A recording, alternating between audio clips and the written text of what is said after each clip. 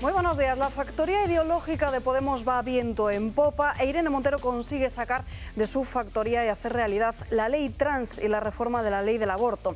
Dos normas sectarias que se unen a la ley del sí es sí y que pueden seguir sus mismos pasos, de desastre en desastre, porque si ya hay más de 500 agresores sexuales beneficiados por la ley estrella de la ministra de Igualdad y más de 3 meses después todavía no hay solución para parar ese goteo de excarcelaciones, imagínense lo que puede suceder con esta ley. Sobre todo después de que la primer ministro de Escocia haya tenido que dimitir por una norma calcada a la de Irene Montero. Una ley que impone una antropología sin fundamento científico, basado en opiniones e ideologías sin sentido alguno. Fulminan la ciencia y engañan al intentar sustituir el concepto de sexo por el de género, obviando toda realidad biológica. Que la disforia de género existe es una realidad y en menores, según los datos y estudios disponibles, se soluciona de forma natural. Pero esta ley del gobierno promueve de forma legal la transexualidad, intentando ponerla de moda, y ese efecto contagio es ya una realidad que se plasma, por poner un ejemplo, en la Comunidad Valenciana con un aumento de más del 10.000%. Cada vez más niños piensan que la persona puede escoger a placer su sexo sin que ello conlleve ningún tipo de consecuencia. Se les empuja a procesos irreversibles, a amputaciones como mastectomías e histerectomías, disculpen. Hay ya casos que la euforia inicial por el cambio de sexo se apaga y entonces ven que esa transición no solo no se ha solucionado, sino que ha empeorado sus problemas sin que haya camino de retorno, matándoles en vida. La ley trans destruirá a los niños, pero también todo lo que se ha conseguido en el deporte femenino. Veremos también cómo las cárceles de mujeres se llenan de violadores que dicen sentirse mujeres. Entonces dirán que nadie les avisó.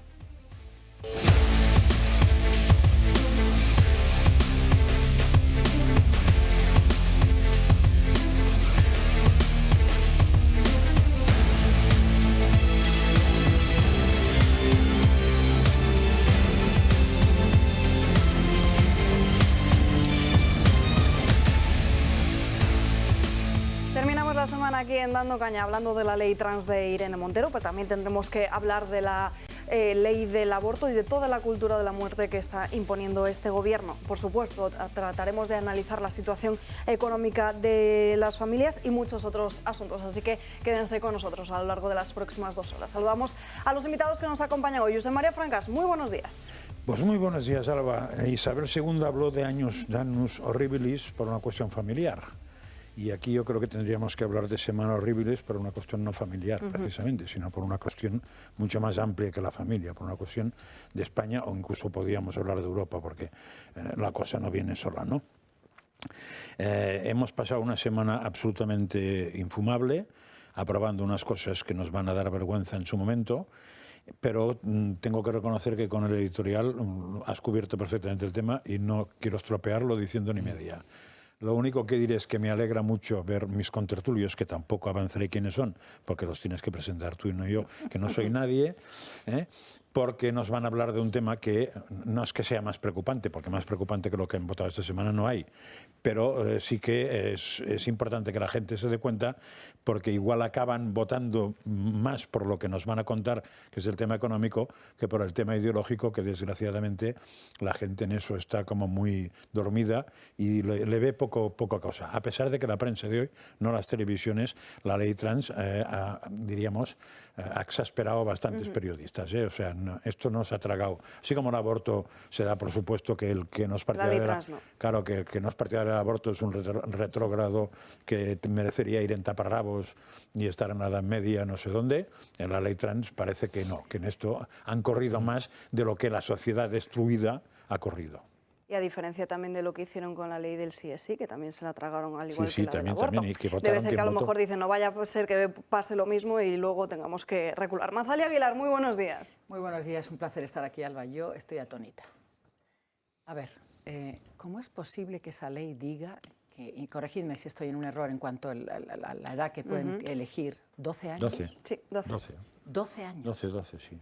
Y los expertos, es decir, la disforia, claro que ha existido toda la vida, pero los endocrinos, los psicólogos, los psiquiatras... No han sido preguntados. ¿Les han preguntado? A nadie. Nadie, ¿verdad? No, a nadie. Con lo cual son realmente facultativos que pueden decir y mucho de lo que pueden estos preadolescentes estar pensando y que no hay cuenta atrás, es decir, que no hay retroceso. Es decir, un niño que dice yo soy chico pero quiero ser niña y se somete a una amputación, Pasan unos años, se da cuenta que se ha confundido y ¿qué hacemos? A mí me parece una salvajada, pero una salvajada más que no tiene ningún sentido y que además efectivamente no me extraña que haya encocorado a una parte de la prensa. Debería haber encocorado a prácticamente toda la población española, porque esto es un dislate, no tiene ningún sentido.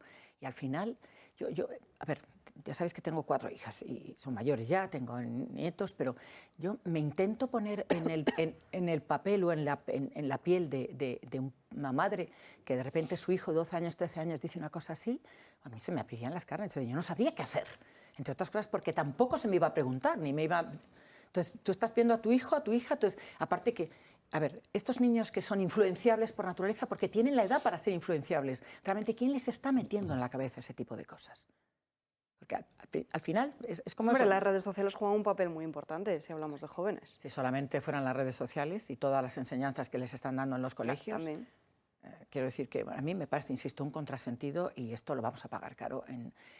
Y además se habla de la ley del sí es sí, que estamos viendo esta gente que se está escarcelando y los que están reduciendo las penas, pero este tipo de, digamos, de situaciones lo vamos a ver no más de 2 años, 3 años. Es decir, estos niños 12, 13 empezarán a tener 16, 17 y veremos a ver qué es lo que sucede. De todas maneras, a mí me parece terrible, terrible, una noticia terrible. José Ramón Riera, muy buenos días. Muy buenos días. Yo poco puedo añadir. Lo que pasa es que me gustaría hacer simplemente un comentario que creo que merece la pena.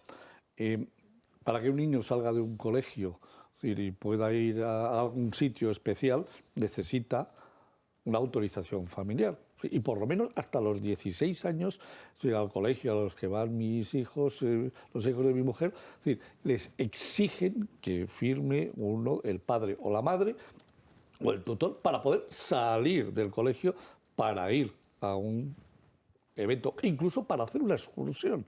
Es decir, el colegio exige, es decir, para un menor, es decir, este tipo de control, y una ley que nos inventamos, es decir, que además es decir, estamos viendo que en Europa, es decir, los grandes avanzados en estas ideas están retrocediendo a marchas forzosas y forzadas porque se han dado cuenta de que esto es un desastre.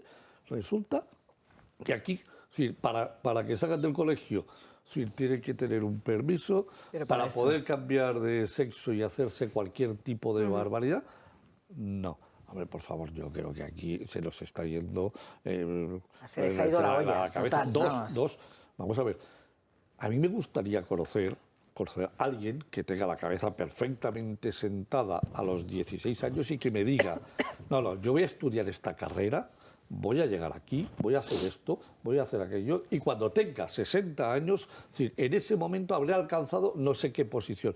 No conozco a nadie, y a un chaval de 16 años, no, ni chaval ni chavala de 16 años, los veo hoy con la capacidad para decirme, primero, ni qué carrera van a estudiar, ni segundo, qué planes tienen, ni a dónde van a llegar.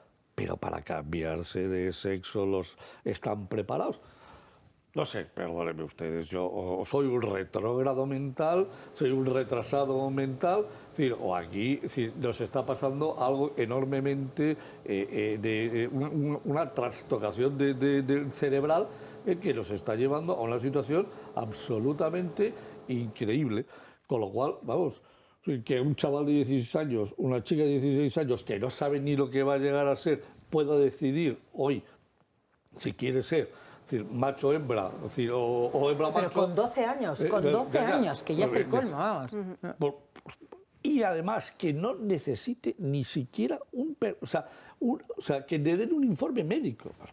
No sé, yo a partir de aquí empiezo a pensar que a esta sociedad le falta medio tornillo, por no decir un tornillo entero, y creo que sé muy bien a quién les falta el tornillo. Y además tienen apellidos que se llaman socialistas y comunistas. Y por lo tanto, todo lo que a partir de ahora huela a socialista y a comunista, tendremos que decir, y esto quizás sea un sofisma, pero tenemos que decir que les falta un tornillo.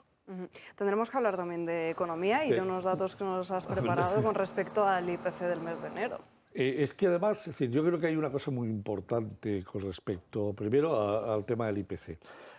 El Instituto Nacional de Estadística ha publicado el IPC y ha publicado una nota en la cual explica la metodología seguida con todos los cambios de ponderación. Con lo cual, Creo que a alguien en el Instituto Nacional de Estadística no le gusta a la ministra de Economía. Es decir, ¿por qué? Porque evidentemente están cumpliendo con su labor, así que les dice, cambie usted la ponderación, pero eso sí, nos la cuentan a todos los españoles. Y hoy lo que vamos a hacer es contar esto para que al menos todos nuestros oyentes sepan, es decir, que hay gente que dice cómo lo están calculando. Y esto quiere decir que hay gente que lo podemos recalcular. O sea, no me ha dado tiempo, pero lo podremos ir recalculando cuál sería el resultado real. Luego lo hablamos porque además el otro día ya adelantamos precisamente en Dando Caña, como a partir de ahora los datos que usan dependen directamente del gobierno. En fin, en unos minutos abriremos página económica, pero antes tenemos que hablar de la eutanasia. Fue en marzo de 2021 cuando el Congreso de los Diputados aprobó lo que ellos llaman la muerte asistida en algunas circunstancias. En junio ya fue una realidad y un año y medio después, casi 2 años, seguimos sin saber el número real de las personas que han solicitado una eutanasia. La ley de eutanasia cumple más de año y medio en vigor y por fin Sanidad publica su primer informe anual, un documento correspondiente al 2021, el primer medio año en que empezó a solicitarse la mal llamada prestación de ayuda para morir y en el que se niega parte de la información a los españoles. Después de una introducción adoctrinadora con frases como: la eutanasia conecta con un derecho fundamental como es la vida, pero que se debe conectar con otros igualmente protegidos constitucionalmente, la integridad física y moral de la persona, la dignidad humana, el valor superior de la libertad ideológica y de conciencia o el derecho a la intimidad, una demanda sostenida de la sociedad actual como es la eutanasia. Se enumeran las comunidades autónomas que han aprobado un marco legal de desarrollo de la ley reguladora y las 2 únicas reuniones mantenidas en año y medio para coordinarse las regiones con el Ministerio de Sanidad, la segunda de ellas días antes de que la ministra comunicara los únicos datos oficiales que su cartera ha hecho públicos. Según la última información disponible y con carácter provisional, a día de hoy en España se han realizado en torno a 180 eutanasias desde el año de vigencia de esta ley. Así que después de 2 ejercicios, Sanidad no ha hecho público en su informe anual ni el número de personas que han solicitado la eutanasia, ni las que al menos a 31 de diciembre de 2022 les ha sido practicada. Un informe que aparece en su página web por la puerta de atrás el mismo día en que la atención mediática se centró en la aprobación de las leyes trans y del aborto. La cultura de la muerte avanza de forma silenciosa pero con paso firme, con el gobierno de Pedro Sánchez. ¿Cómo es posible, y os lo pregunto, que casi 2 años después todavía no sepamos cuántas personas han solicitado la eutanasia y que la única cifra que tenemos es la de Carolina Darias el año pasado diciendo que habían muerto 180 personas? Supongo que porque no hay ningún interés en que se sepa. Claro. Pero a mí lo que me escandaliza no solo es eso, sino que ahora mismo estamos hablando de la ley de eutanasia, de la ley del aborto que se aprobó definitivamente ayer y de la ley de cambio de sexo. O sea, 3 temas geniales. En teoría algunos le llaman derecho para darme vergüenza, para que me avergüence la clase política de este país. A mí lo que me parece es que, aparte que tiene razón mi amiga Franca, es decir, no quieren dar esa información, es que quizás si esa información fuera pública, todavía nos sonrojaríamos mucho más. Entonces, a ver, todas estas leyes, yo siempre pienso, ¿a quién benefician? Y al final, fíjate que yo creo que tienen un objetivo común, que es destruir la familia. De una manera u otra. Sí, la sensación que yo tengo también, es... Sí, sí. La trascendencia, la familia, absolutamente. el Es decir, entorno es como social, sí. Destruir los valores, los principios en los que una sociedad como la nuestra, judio-cristiana, se ha ido asentando por generaciones y por siglos, y al final les entran las prisas porque necesitan destruir algo que ha sido siempre un pilar importante y un pilar de sujeción, no importa lo que estuviera pasando alrededor, inclusive con guerras en el medio. Pero esa es la sensación que yo tengo.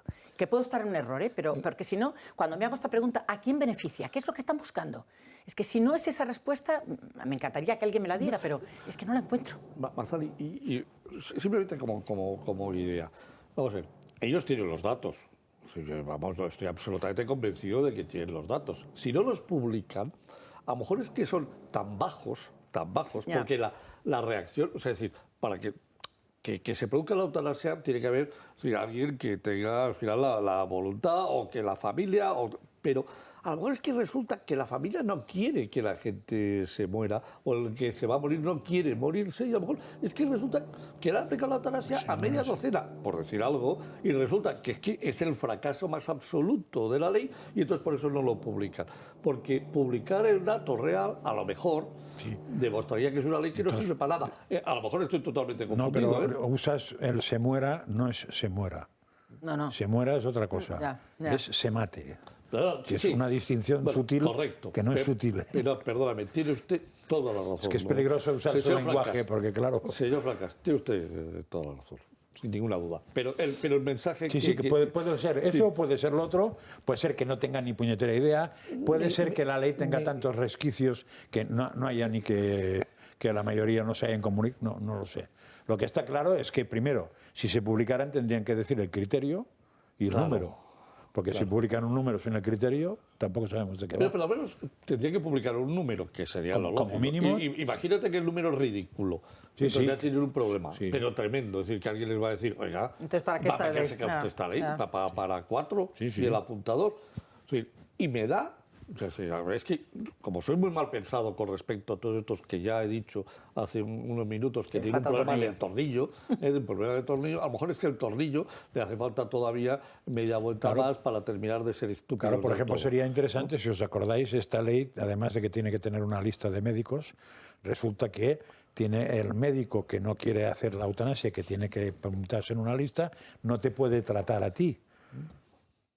¿Os acordáis de esto? Con lo cual, en teoría, sería muy fácil saber qué hospitales y cuántos médicos hay que quieran practicar eso, por saber los que no quieren practicar. Y entonces, con eso veríamos también, porque claro, es curioso que lo del aborto siguen diciendo, es que creo que han dicho eso y es verdad. En toda Castilla y León no hay ningún hospital público que la quiera practicar. No sé si es Castilla y León o Castilla-La Mancha. Castilla-La Mancha. Pues en todo Castilla, hombre, pues Castilla-La Mancha no es pequeñita, ¿eh? Si ningún médico la quiere practicar, sería interesante que el cerebro que dice eso se planteara por qué. Vamos precisamente con la ley del aborto que se aprobó ayer en el Congreso de los Diputados. Analicemos cuáles son las diferencias entre esta reforma que lleva a cabo Irene Montero con la ley de Zapatero. Cuestionada la ley del solo sí es sí, la nueva ley del aborto de Montero ya es una realidad. Aborto seguro y en la pública para no morir, anticonceptivos para no abortar y educación sexual integral para decidir, para ser libres y para ser felices. PSOE y Podemos han votado unidos para sacar adelante la norma que viene precedida por la ley de plazos de Zapatero, justo una que está a la espera de sentencia por parte del tribunal para validar si es constitucional o no y que se aprobó en el Parlamento en el año 2010. La nueva norma se publicará hoy en el BOE, pero no será aplicable hasta dentro de 20 o 25 días. ¿Pero qué supone esta nueva legislación? Recupera que las menores de 16 y 17 años puedan interrumpir su embarazo. No habrá necesidad de contar con el permiso de los padres. Se garantiza que las intervenciones se puedan llevar a cabo en la sanidad pública. Las píldoras anticonceptivas, como la conocida del día después, se administrarán de manera gratuita, es decir, costeadas por la Seguridad Social. E incluso podrá ahora solicitarse la baja por un fuerte dolor menstrual. Pero la nueva ley estrella de Montero trae consigo otros puntos aún más polémicos. Al realizar la práctica abortiva sin el consentimiento de los padres, entra también la posibilidad de que en caso de negativa se le pueda asignar a la menor un defensor judicial. Se eliminan los 3 días de reflexión obligatorios desde que la mujer o menor pide abortar hasta que reafirma su decisión. Y además se dejará de ofrecer información a todas las mujeres que quieran abortar, así como de sus consecuencias posteriores. Y otro de los puntos que más rechazo genera entre los profesionales de la salud es un registro para los médicos que ejerzan la objeción de conciencia. Y atención a la barbaridad que se escuchó ayer en el Congreso de los Diputados. En la Cámara Baja, la diputada de Esquerra Republicana de Cataluña dijo que si gobernaban Partido Popular y Vox, como vienen señalando algunas encuestas sobre esas posibles elecciones, tendría que irse a abortar a Londres. Lo voy a decir más claro. Como ganen Vox y el PP, señoras, me veo otra vez en Londres abortando y acompañando a mis amigas. Y eso no puede ser. Por tanto, atentas a los posicionamientos, que esto pende de un hilo.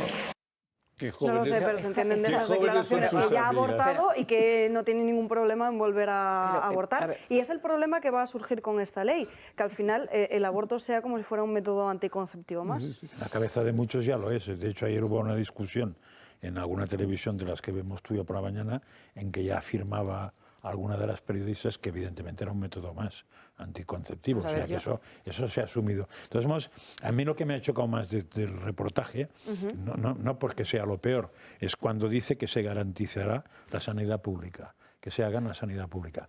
Primera cosa que es más de filosofía. Cuando un político usa el verbo garantizará, eso acaba en el estalinismo. Eso no que significa obligar. Sí, claro, eso no lo digo yo, sino que lo dice Alexis de Tocqueville en su libro, que recomiendo que lo lean todos los demócratas de ofertilla que tenemos por aquí, que se llama La democracia en América, donde explica que cualquier cosa que un político garantice solo puede hacer de una manera, que es con la obligatoriedad y, por tanto, cargándose la libertad, sea lo que sea. O sea, y se usa continuamente el garantizará, y en las mociones aprobadas en los parlamentos, el gobierno garantizará, el gobierno no garantizará nada, facilitará, posibilitará, ayudará, subvencionará, se comprará un mono, pero si pone garantizará, toca madera. Y además es mentira, normalmente, porque no tiene capacidad de hacerlo. Entonces, a ver cómo se garantiza que en la sanidad pública hay abortos. ¿Los va a hacer ella? Porque si los médicos tienen capacidad de decidir que sí o que no, y además es constitucional el que puedan decir que sí o que no, ¿qué puñeta va a hacer? Si no hay médicos, o sea, no hay médicos ni de que no, como para que hay médicos de que sí. O sea, están reventando la calle de Madrid porque dice que no hay suficientes médicos. Imagínate ahora si tienen que garantizar que en los hospitales públicos haya médicos abortistas. Que me expliquen cómo lo van a hacer. En la calle de Madrid hay pocos médicos en huelga. Primero vamos ¿En la calle? En la calle de Madrid hay pocos médicos en huelga. Ya, o 7. Pero que dicen que faltan médicos, que Sí, es sí. verdad. Bueno, faltan médicos, pediatras, cierto. faltan neurólogos, faltan Sí. muchos médicos. Sí. Pues imagínate, si faltan médicos en general, si faltan médicos abortistas, con el criterio de estos. José María, 90.000. Médicos faltan. 90.000 abortos cada año. Sí, casi en 100, España. casi 100 ya. 90.000. Sí.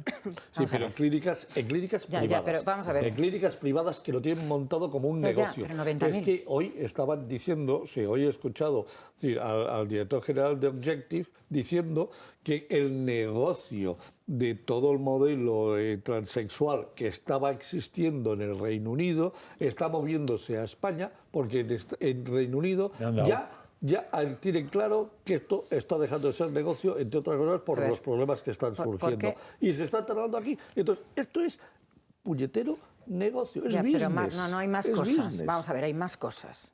A ver, yo soy de una generación en la que, al margen de la edad en la que yo, y en el momento en el que yo viví, yo recuerdo a mis padres, padre y madre, ambos dos, es verdad que era gente muy avanzada, explicándome cuando yo era una preadolescente y un adolescente y no podías comprar ni preservativos en la farmacia. No estaba permitido. Pero mis padres ya me decían qué consecuencias podía tener en mi vida si realmente yo no actuaba con cabeza. Quiero decir, ¿y por qué voy a esto? Yo he tratado de exponerle a mis hijas eso y creo que lo he logrado simplemente para que pensaran dos veces. Es decir, me parece muy bien, tú te acuestas con quien te dé la gana, pero las circunstancias y las situaciones pueden revertir. Y en un momento como el de hoy, donde todo lo tienen a la mano, es decir, ¿cómo es posible? Que no lo sé, pero vamos a ver. Estas niñas adolescentes, estos chicos adolescentes, porque es igual para los dos, pero ¿qué educación reciben en su casa? Es que no les enseñan realmente que lo que pueden hacer más tarde es realmente un perjuicio para ellos mismos. Es decir, es que tú no puedes tratar de... Te metes en la cama con un tío, un momentito, es que tú tienes que saber en qué te estás metiendo y cuáles son las circunstancias que puedes en un proceso. Insisto, cuando tienes la posibilidad de comprar preservativos sin ningún tipo de problema, cuando tienes la posibilidad de comprar anticonceptivos sin ningún tipo de problema, 90.000 abortos al año. Claro, no me extraña que lo digamos, que es que tenemos una oscuridad demográfica en España, pero ¿cómo no la vamos a tener? ¿Cómo no la vamos a tener? ¿Pero en qué piensa nuestra juventud? Realmente no sé qué es lo que creen, que es una banalidad, que da lo mismo. Bueno, y al hilo de la sanidad pública, es decir, ¿y por qué tenemos que pagar con nuestros impuestos esto? No entiendo. ¿Y por qué los médicos realmente tienen tantos problemas? Es decir, tú dices que no y te ponen no una hay lista. servicio de odontología en la Seguridad Social, no puedes ir al dentista a través de la sanidad pública, pero sí vas a permitir y pagar el aborto de aquella mujer que quiera. A ver, y no seré yo quien, como dice Santiago Abascal, quien acuse a una mujer que quiera abortar. Sus razones tiene. Pero yo lo que pongo aquí encima de la mesa es que realmente nos hemos vuelto locos. Realmente estamos educando pero a esa nuestro... mujer quiere abortar porque se le ha llevado hasta ahí, porque no se le ha dado en ningún momento otra opción. Ahí está el tema. Es que el tema está ahí. Es decir, vamos a ver. Y el Partido Popular acude al Senado y vota una enmienda del Partido Socialista para no dar ningún tipo de información a la mujer. Lo que yo creo que el sentido común está diciendo es, oiga, vamos a ver, yo no puedo paralizar si una mujer quiere abortar o no. Lo que tengo que dar es todas las posibilidades habidas y por haber, desde cualquier punto de vista y desde cualquier lugar, para que esa persona no aborte. Y si después de toda esa información sigue siendo y sigue teniendo la mujer la decisión de hacerlo, es su decisión. Primero, yo lo que sí me gustaría es que primero sea mayor de edad y si no es mayor de edad, que esté con la quiescencia de la familia de forma permanente. Y si no quiere abortar, señor mío, no tiene por qué hacerlo. O sea, a mí cualquier cosa que signifique tener información, creo que es un derecho que debe de tener la mujer a la hora de tomar una decisión. Y negarlo, lo que quiere decir es lo que hemos dicho aquí a veces, Claro. que es que quieres a las mujeres tontas. Sí, de todos modos, yo a esta diputada de Esquerra, a la cual no tengo el gusto de conocer, le diría que mal gusto tiene ir a Londres para acompañar a esa gente, ¿no? Y que podría escoger mejor sus amigas. Dudo mucho que con la edad que tengas, ¿sabes? De todos modos, creo que lo que ha dicho simplemente es una mentira. Dime y es una un sola eslogan. ocasión que te hayas enterado de que en este país una mujer no haya podido abortar. A ver, que me lo expliquen. Pero sí, perdóname, pero ¿qué está diciendo? Esta tipa, y perdóname por la palabra, esta tipa lo que está diciendo son barbaridades, mentiras, miente como una absoluta bellaca. Es el eslogan. En España no ha habido nunca, desde que existe la democracia, ni una sola vez que una mujer no haya podido abortar si ha querido. Punto. Es decir, que no se invente historias. Ya, pero eso es que lo no mismo, se invente historias. Eso es lo mismo que hace en la que ayer escribí sobre eso, que cuando Esperanza Aguirre era presidenta de la Comunidad de Madrid y montó los 12 hospitales que inauguró, el PSOE, con todos los líderes a la cabeza, decían que tendrías que entrar en los hospitales públicos con la tarjeta de crédito en la boca. Si os acordáis, es una frase. Sí, sí. Incluso hubo manifestaciones con esto.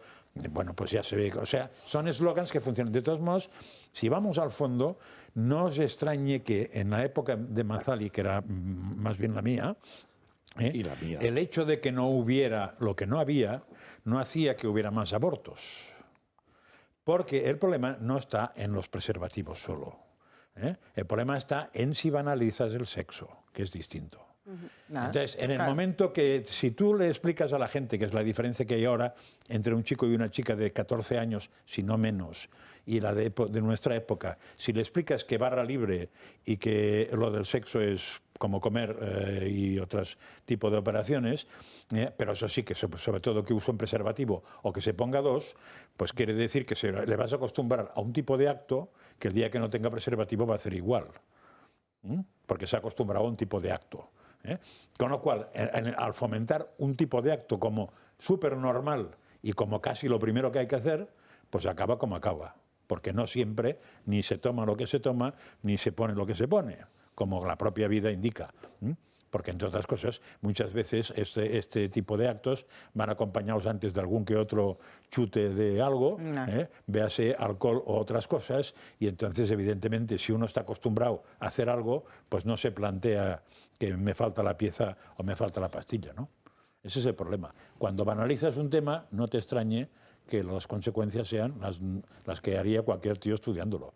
Por eso hablaba de educación y por qué estamos haciendo con nuestra gente joven. Pero fundamentalmente la educación moral es la que falla. Es la que te dan en casa. Claro, porque lo que no hay es ninguna capacidad de autoinhibición de un tema, porque claro, si yo solo me inhibo porque no tengo preservativo, he puesto la defensa muy lejos, muy cerca, muy cerca, muy equivocada. Nos tenemos que ir a una breve pausa de publicidad, pero antes recordarles que cada 6 horas la Tierra recibe del Sol toda la energía que la humanidad consume en un año.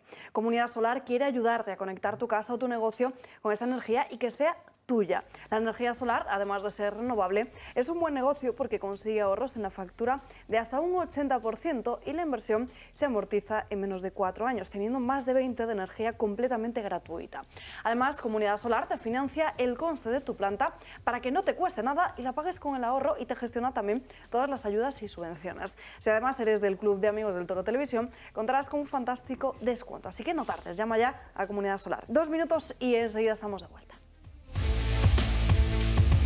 Estamos de vuelta en Dando Caña, pasan 3 minutos de las 12:30 y vamos a poner cifras a esa oscuridad demográfica que decía Mazali, porque en el año 2022 hemos visto cómo no se ha llegado ni siquiera 330.000 nacimientos. Supone el nuevo mínimo en 81 años.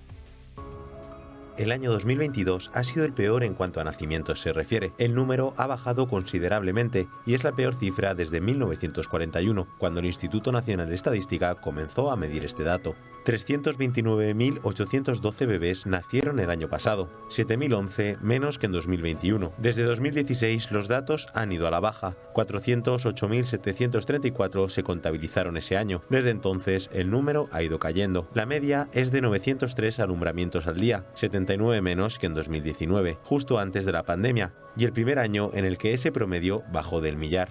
Las 4 comunidades que han crecido en comparación con el año anterior han sido Madrid con 1,68% más de nacimientos, Castilla y León con un 0,77%, en Asturias 0,52% más y la Comunidad Valenciana un 0,36% más. Por el contrario, los mayores descensos se registraron en Castilla-La Mancha, menos 7,44%, Navarra menos 6,80% y Canarias menos 5,38%. Además, según los datos del INE, existen menos nacimientos que defunciones en España. Ni las leyes ni los políticos están ayudando a mejorar estos datos. Parece que la vida no tiene importancia. Bueno, pues como ven, esa diferencia negativa se produce en todas las comunidades, menos en Madrid, Murcia, además de Melilla y Ceuta. Me considero muy pesado, porque siempre digo lo mismo. En el 2008, cuando vino la famosa crisis, había 2 temas que coincidían todos los economistas.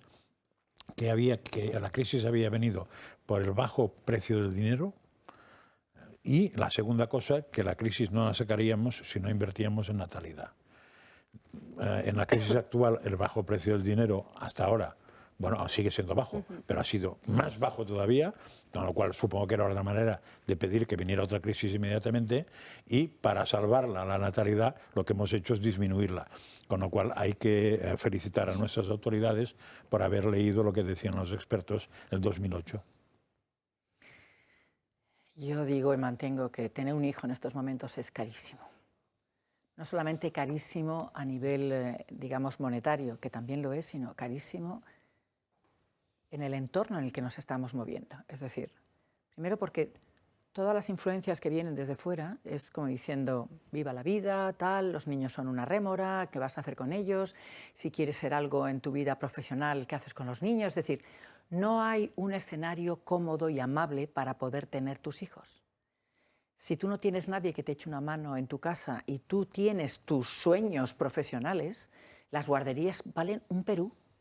No hay guarderías suficientes, ni siquiera públicas, que no son gratuitas, ojo, y lo digo porque sé de qué estoy hablando.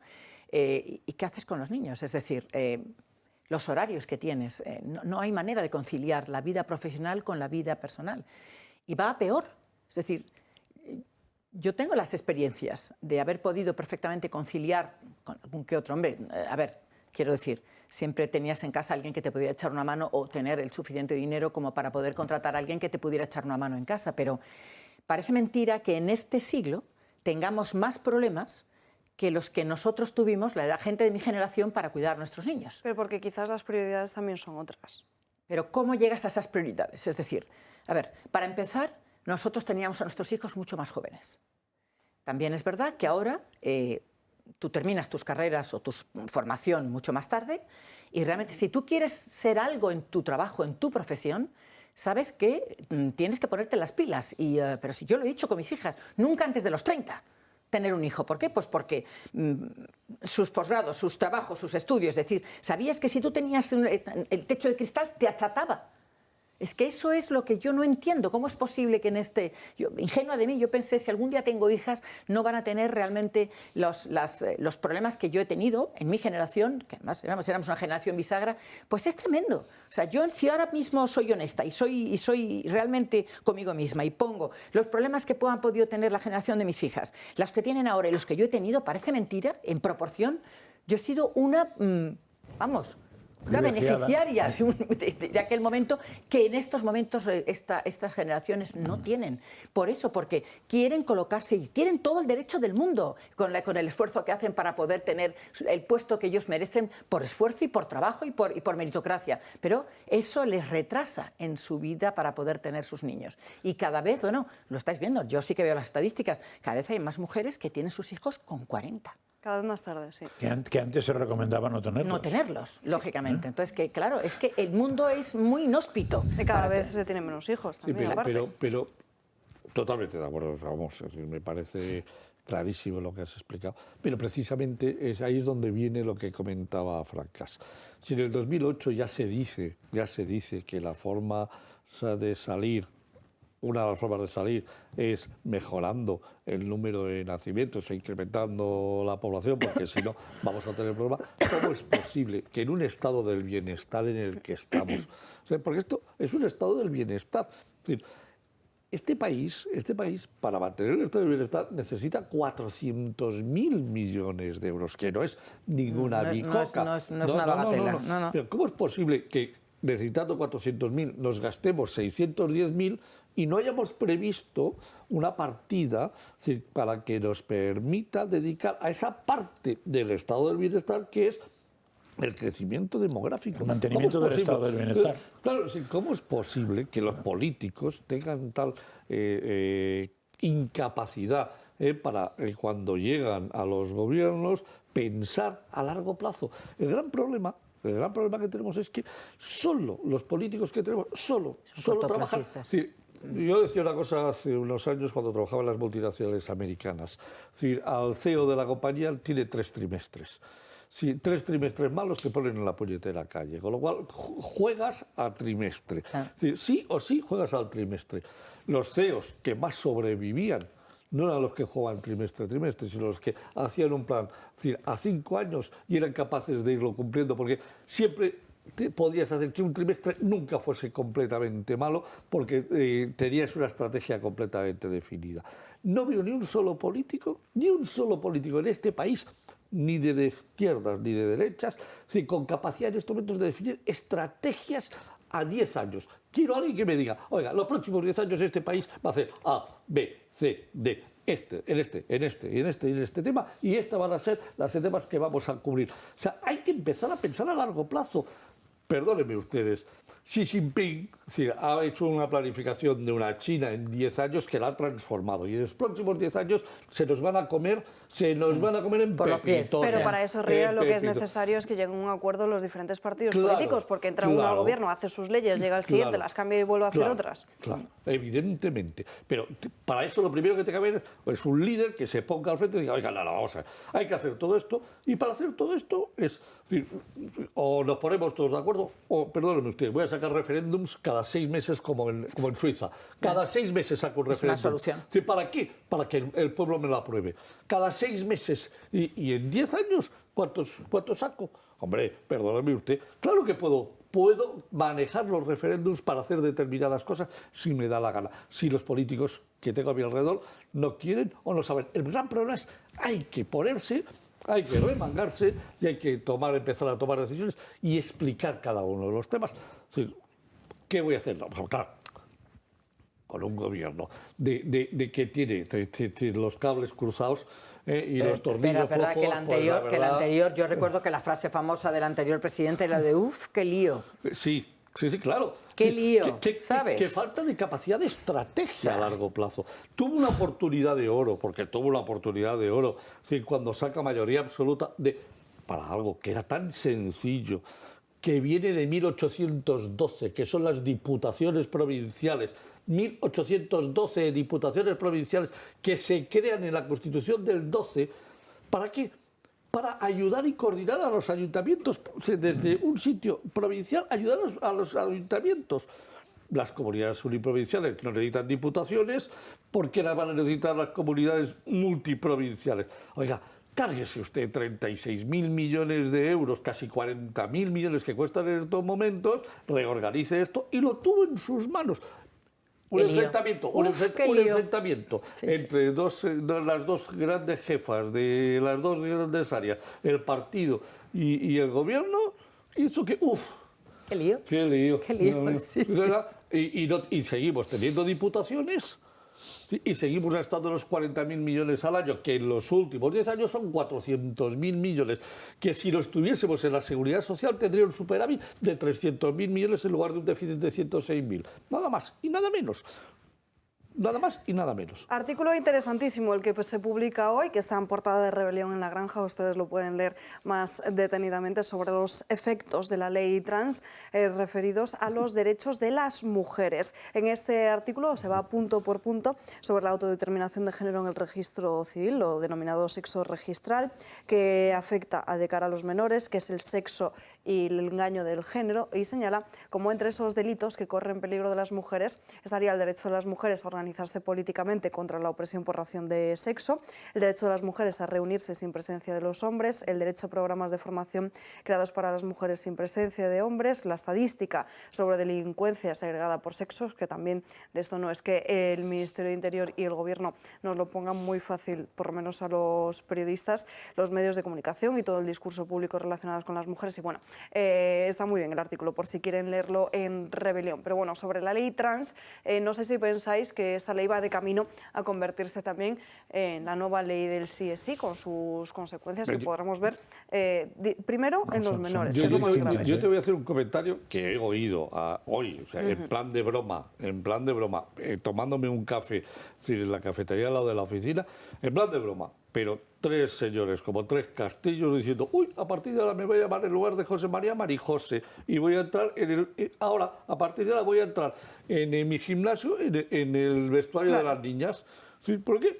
Porque me siento Marijose. Yo decía, no, esto no me está pasando. A ver, esto no me está pasando a mí. O sea, estos tres castillos de aquí, mazas y no sé qué, diciendo... Es que es increíble, es decir, ya hay la broma, pero cuando la broma entre tres señores que se visten por los pies hacen esta broma en una cafetería, ¿qué no estará pasando por la mente de depravados, pero auténticos depravados? Hombre, es que ya tenemos casos de hombres que dicen sentirse mujeres trans, que ingresan en una cárcel y violan precisamente a las reclusas. ¿Y el deporte de alta competición? Que tú estés, digamos, preparándote para unas Olimpiadas o simplemente estés en un equipo de baloncesto, balonmano y de repente, bueno, está pasando. O sea, un nadador que era... Lía Tomás. O sea, un nadador que era cero patatero, se declara señora y, lógicamente, claro, la envergadura que tiene, aunque solo sea por la estatura y la abrazada que puede dar y los pies que pueda tener, un 45, un 46, está, lógicamente, machacando el esfuerzo que puedan hacer otras mujeres para poder... Con lo cual, sí, pero ¿qué te queda? Cuando tú estás peleando por conseguir un título o tal, ¿qué te queda? Cuando, es decir, ¿marcharte o qué? Es que es tan injusto. Me parece tan injusto. Bueno, aquí terminará pasando una cosa. Es que, de verdad, el feminismo terminará imponiéndose y cargándose todas estas estupideces. Bueno, las feministas no están nada contentas con la ley trans y, de hecho, van a ir completamente divididas. Creo que solo una persona del PSOE, Carmen Calvo, ¿no? Se abstuvo. Se abstuvo, sí. Pero tres votaron distinto también, no sé si... Yo esta mañana he escuchado que era Carmen Calvo la que se había abstenido, yo solo había escuchado lo de Carmen Calvo. No, pues ahí hubo algo más, ¿eh? Hubo tres que hicieron otra cosa, pero ahora no acabo de entender qué hicieron. Vicepresidenta del Gobierno. Sí. Exvicepresidenta del Gobierno. Es que Carmen Calvo ya se abstuvo la anterior vez. Ya le multaron con 600 euros y ahora la volverán a multar. Por abstenerte te multa tu partido. 600 euros. Sí, porque rompes la disciplina de voto. Pero vamos a ver... Pero 600 euros, que no tiene ningún problema. Por abstenerte, si hay orden de votar a favor. Sí, la disciplina de grupo. Pero eso lo de la libertad de expresión se la pasan por donde yo te diga. No, sobre todo se pasan por lo que digas la Constitución. Sí. Porque lo que explica es que los diputados son diputados ellos, no de partido. pero aquí son de partido. Ya, pero les da igual. Sí. Bueno, eso pasa también Legalmente allí. no, ¿eh? Eso Hay pasa otra, también sí, allí. como bien dices, otra Sí, pero diputada del Partido Socialista, la senadora balear, Susana Moll, que también se rompió. Sí, no fue sola, ¿no? Pero de todos modos, y me he olvidado antes, no va a ser lo mismo que la ley sí es sí, eso. Fundamentalmente porque las consecuencias que tiene no son las mismas, son mucho peores. Hombre, no las veremos a largo plazo. Y además no, ni a corto, a corto la vamos no a ver las a muy verás. corto plazo, Alba, ya lo verás, No, 2-3 años. a ¿no? corto verás, bueno, sí, pero es que el otro se ha visto a semana plazo. Claro, ya lo refiero a sé, semanas. De todos modos, aquí nos vamos a dar cuenta de la importancia que tenía haber puesto a Cándido Conde Pumpido en el Tribunal Constitucional. Porque esa es una ley que incluso mucha gente de izquierdas te dice, es que es constitucional clarísima, vamos, todas las feministas lo dicen, y me gustaría ver si va al Constitucional, qué decide este nuevo Constitucional, porque puede ser que lo que decida es o nada, o que es constitucional perfectamente. Y entonces nos daremos cuenta del momento clave. Años, ¿eh? Por eso. También puede esperar O no 14 decidir años. nada, esperado la otra, por eso, o no decidir nada, o decidir que lo es. Pero yo ahora mismo la confianza en el Constitucional que empiezo a tener es cero, entre otras cosas porque, como hoy ha vuelto a salir en no sé qué periódico, los que se abstendrán en las votaciones y tal, y claramente estamos otra vez en el 7-4. Es decir, ahí todo va a funcionar a partir de ahora por 7-4. Es decir, va a primar la ideología a la Constitución, con lo cual que se llame tribunal de otra cosa, pero constitucional no, yo no pienso en aceptarlo eso. Un tribunal de izquierdas, socialista y comunista, con una tendencia al comunismo absoluta. Y eso hay que tenerlo claro. Y entonces, toda ley que se acerque, es decir, para ser aprobada por los comunistas, se va a aprobar. Toda ley que se acerque, es decir, que venga de un modelo normal, conservador, liberal, no va a ser nunca Ya, pero en aprobado. teoría será más constitucional, ¿eh? Sí, sí. José Ramón. Ya, es igual. Ya, pero Que quiere decir que está hecho para adaptar lo que discuten a la Constitución. Lo que espero es que haya un recurso en el Tribunal, es de Estrasburgo, ¿no? Donde se puede poner, espero que haya un recurso a Estrasburgo, porque lo que se ha hecho es... De momento no lo ha puesto nadie el recurso que sepa yo, ¿eh? Esperemos que Porque alguien... tiene que haber sentencia primero del Constitucional. No, bueno, no, hombre, se podría haber puesto una sentencia por los nombramientos, se podría haber puesto una de ese qué por las inhibiciones, o sea, que no dejen que la señora Espejel que la obliguen directamente a votar, básicamente. Para que los otros no tengan ninguna obligación de no votar, pues ahí ya tienes un pequeño problema que además es que es más grave de lo que parece. Lo que pasa es que, claro, yo no soy jurista, pero el Tribunal Constitucional no forma parte del tema judicial en España, es extrajudicial, con lo cual no sé si rige lo de... Pero en un tribunal normal, si tú no te abstienes en una cosa que deberías abstenerte, no hace falta que venga un fiscal, ¿eh? De por sí la propia ley te obliga ya, te sanciona en sí mismo, o sea, no hace falta que nadie proteste. Pero, vamos a ver, el otro día Rodrigo Rato lo explicaba bastante bien, es decir, en el cual él decía que sí iba esto a llegar a Estrasburgo, que creía que iba a llegar a Estrasburgo. Que iba a llegar porque iban a poner, pero hoy iban a poner, yo iba, no te cuento lo que iba a hacer yo hace años. Y ya se y no lo hice, o sea, que lo de iban a poner... No pecaste. No, iban a... Bueno, hablemos del caso Negreira, que ya lo comentamos precisamente ayer en el programa, esa información que publicaba en los últimos días, que publicaba ayer el diario El Mundo sobre esos pagos del Fútbol Club Barcelona a la empresa del número 2 de los árbitros en España. Porque hoy El Mundo vuelve a sacar una segunda entrega donde habla incluso de que el Barça quiso dejar de pagar esas facturas millonarias y ahí fue cuando la empresa de Negreira empezó con las amenazas. Es increíble.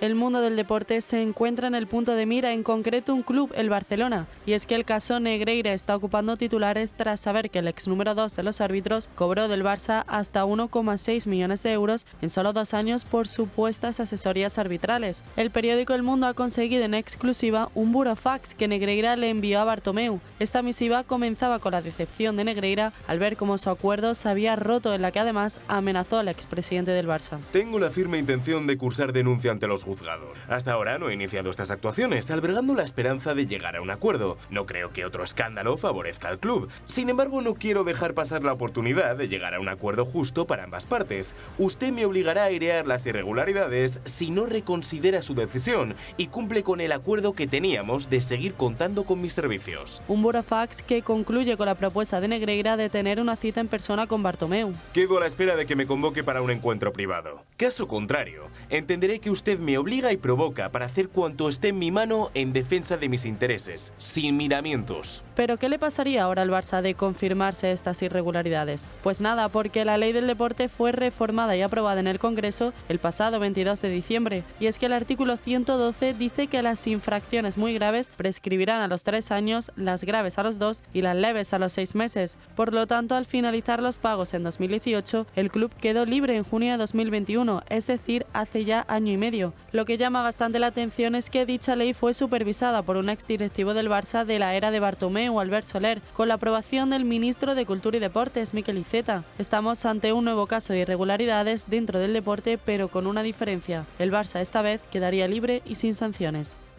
Bueno, me llama mucho la atención que hace 3 meses justamente se haya modificado la ley del claro, deporte. ya se lo venía de venir. Pues ya lo sabían. Claro. Ya lo sabían. Por eso, son todos los motivos por los que aprovechan y meten en totum revolutum en la ley de quitar la prevaricación y no sé qué, aprovecha y Iceta con Albert Soler para arreglar el problema del Barça. Que esto es un país de bomberos. O sea, lo vemos en una película y no nos lo creemos, es de pura vergüenza. De todos modos, no olvidemos que la carta que ha aparecido hoy en El Mundo sería una carta de extorsión.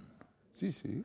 Una carta de extorsión quiere decir que el que extorsiona suele ser poco fiable. Con lo cual, todo lo que ha hecho ese señor, a mí me suena al comisario Villarejo, toda esa historia. Claro, no porque sea lo mismo, sino porque es parecido. Entonces, yo ya dije ayer que si ha habido algún tipo de delito por parte del Barça, pues habrá que limpiar y va a pasar algo. Pero cuidado, porque nos podemos sorprender en que no pase nada. Yo creo que no. Y va a pasar lo mismo que pasó con la Federación. Absolutamente nada. Y no pase nada porque no haya nada, especialmente que tenga que pasar algo. Cuidado con eso. Desde el punto de vista legal no puede pasar nada. Ya no puede pasar nada. Desde el punto de vista deportivo es completamente diferente. Aquí las autoridades deportivas podrían iniciar una investigación porque ha habido compra de partidos. O sea, lo que se viene a denunciar... Eso no se puede demostrar. Bueno, complicadísimo. No se puede demostrar, o sí. No, o sí. No sale en ningún sitio. O sí. Ha habido pagos a una empresa de un señor que curiosamente... Sí, pero hemos visto cómo nos le pitó ni un árbitro al Barça. Eso tampoco es verdad. Están saliendo datos y eso tampoco es verdad. Es que yo, a ver, no es un tema que me preocupe excesivamente porque no como del Barça yo, ¿sabes? Si comiera del Barça estaría muy preocupado, pero no como del Barça. Aquí hay un lío deportivo. Deportivo puede haber un lío de que de pronto se tengan que estudiar. Vamos a ver. Sí, hay unos datos clarísimos. En 2 temporadas completas al Barça le pitaron un penalti y le expulsaron a un jugador. En 2 temporadas completas con la actuación de Negreira. Hombre, es muy raro que solo te piten un penalti en 72 partidos o en 78 partidos y solo te expulsen. Ya dije ayer que también es muy raro que haya un equipo que le piten un penalti cada semana desde hace tiempo. Es muy raro también eso, ¿eh? A un penalti a favor, perdón. También es muy raro eso. O sea, que todo eso... No sé quién ayer contaba que ese penalti pitado le costó a la Liga al Barça. Y además no era un penalti real. O sea, yo ahí no me quiero meter y ya digo, no como del Barça. De verdad, es que... Si hay algo que le empapelen.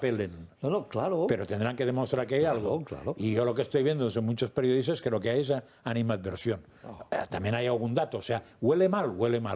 Pero se están diciendo unas cosas, por ejemplo, la que has dicho tú. Es que ha comprado partidos. Eso no sale en ningún sitio. No sale. Pero de hecho, los árbitros entrevistados ayer, que podían haber sido, dijeron que nunca les había... Bueno, te van a decir ellos que sí, que ha sido comprado. El argumento es perfecto. Entonces, cuando yo te pregunto a ti si has matado a alguien y me dices que no, ¿cómo vas a decir que sí, no? ¿Ese es el argumento? No, vamos a ver. Porque vamos mal, ¿eh? Aquí si ese es el argumento, vamos aquí hay un tema muy claro. Habrá que demostrar algo. Al número 2 del arbitraje español le ha estado pagando este club durante muchísimo tiempo. Sí, por unos informes que no existen. Por unos informes que no existen. Bueno, bien, Bueno, ya sí, está. no, sí, Aquí sí, lo sí, tenemos existe. que dejar, veremos que se pueda publicando en los próximos días, que seguro que El Mundo tiene más capítulos preparados para el Barça. Nos vamos a una pausa de publicidad y a la vuelta les contaremos qué es lo que dice el nuevo CIS de Tezanos. Prepárense.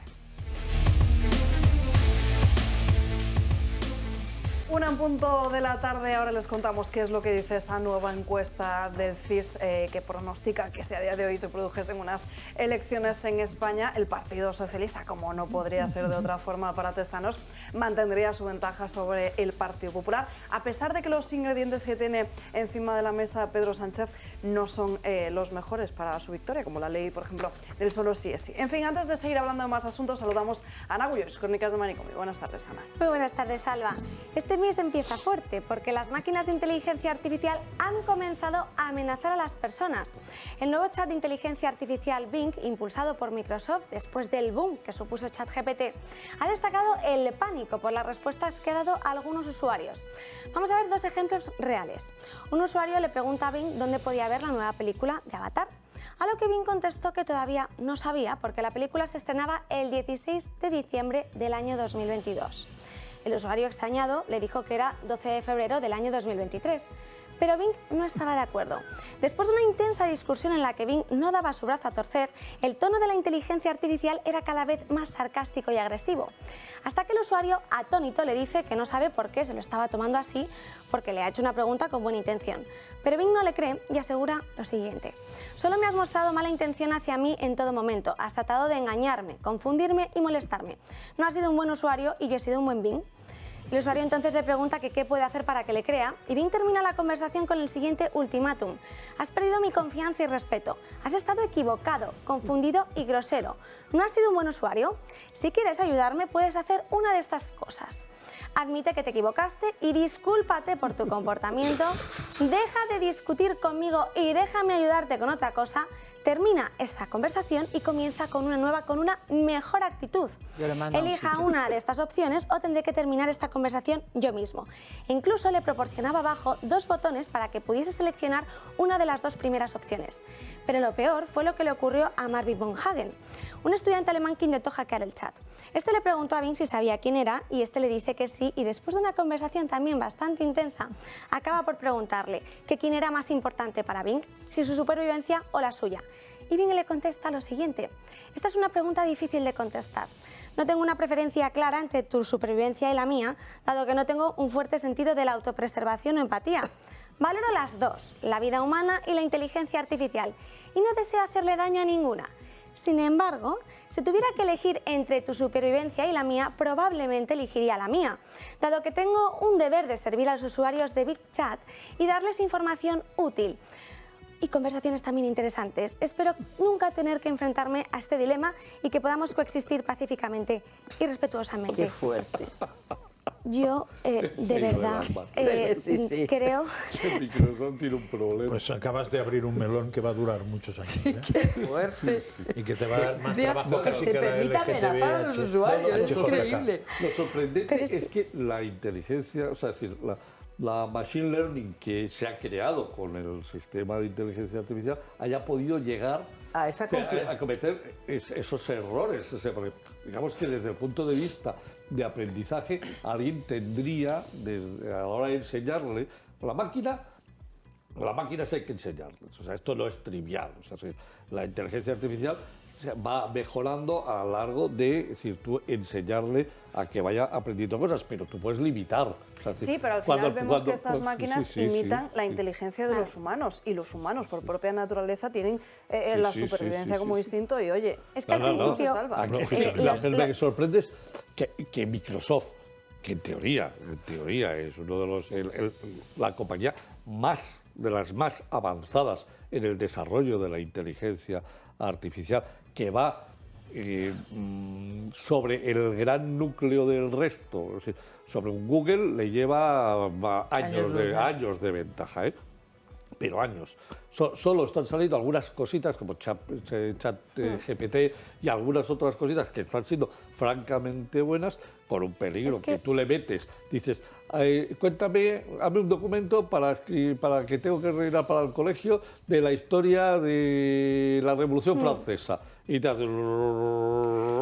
y te manda te queda un documento especial que lo entregas en el colegio y cuela porque tú te metes y no entra, ¿eh? Si no hay copia, ¿eh? O sea, que es original. El tema está en que aquí han mezclado dos inteligencias artificiales, porque Bing existe desde el año 2009 y lo que ha hecho es incorporar el chat GPT en ese chat. Entonces, ¿qué ha ocurrido? Al principio daba errores. O sea, antes de que lo empezaran a mostrar... ¿El chat GPT se ha metido dentro de Bing? Lo han comprado, o sea, se ha metido, han puesto un chat Bing. No, sí existe, sí. Pero que han introducido este chat GPT, esta inteligencia artificial en Bing, para que pudiera hacer lo mismo o parecido a lo que hace chat GPT. ¿Qué ha ocurrido? Que al principio daba un poco de error, es decir, las pruebas que hicieron cuando se estrenó, que se hizo la semana pasada, le preguntaban sobre un utensilio, una aspiradora, que los beneficios y las desventajas que pudiera tener. Y como desventajas, Bing decía que era un cable que tenía, que no era muy largo, que era un cable corto y entonces que bueno, que eso podía ser una desventaja. Pero es que esa aspiradora no tiene cable. Entonces, claro, ya empezaron a ver y desde Microsoft dijeron, bueno, es que lo que hace es recopilar información, como muy bien ha dicho Alba, pero no está diseñado para determinar lo que es verdad y lo que no. O sea, me estás diciendo que Microsoft ha comprado ChatGPT. No es que lo ha metido, o sea, lo ha copiado. O sea, lo que ha hecho es meter el ChatGPT. No, llegó la con ChatGPT no será acopiado. Bueno, no es que lo haya copiado, yo creo que estaban la semana pasada, estaban como intentando comprarlo. Entonces, ha comprado la inteligencia artificial, el ChatGPT, y lo ha introducido, no es que lo haya copiado. Entonces, se llama ChatBing porque el Bing existía y entonces lo que han hecho es comprarlo y meterlo. Y sí, pero hay una pifia. Pero sigue existiendo, sí, el otro sigue existiendo. O sea, que lo ha comprado sin... Entonces lo que existe es un gravísimo error de sacar al mercado un producto que no está aprobado, que no está validado y que no ha sido sometido a las pruebas habituales que se tiene que someter antes de sacar un software. Vamos a ver, como cuando saca Windows 95, es decir, que cada 3 horas tienes que encender y apagar el ordenador. ¿Cómo se arregla el problema? Enciende y apaga. ¿Cómo se acaba el problema? Enciende y apaga. Claro. No sé si os acordáis de una época maravillosa. ¿Se resuelve cómo? Enciende y apaga y ya funciona. Sí. Han vuelto a cometer la gran pifia de sacar algo no probado. Hombre, me imagino, conociendo a Microsoft, que lo arreglará. Bueno, ya hay que tener bastante cuidado. Me recordaba esta mañana una compañera que había ocurrido algo así en el año 2016 con un chat que utilizaba también inteligencia artificial que pusieron en Twitter el propio Microsoft, que se llamaba Tei. Entonces, estaba creado para crear conversaciones con los usuarios. Pero claro, hizo lo mismo, no metió filtro y entonces hacía comentarios racistas, subidas de tono, no entendía las bromas que los usuarios le hacían y a las 48 horas tuvieron que desinstalarlo porque... Sí. Madre mía. En fin, Ana, ¿qué otra noticia nos traes para hoy? Seguimos para Manicomio, porque el Tribunal Supremo ha tenido que resolver un caso propio de esta sección que nos deja ojipláticos por las mañanas, ¿verdad? Hemos visto, Alba, que esta mañana era un horror. El tribunal ha considerado ilegal que una comunidad de propietarios obligase a todos los vecinos a ir desnudos en las zonas comunes. Ha declarado que la comunidad estaba vulnerando los derechos fundamentales de algunos vecinos.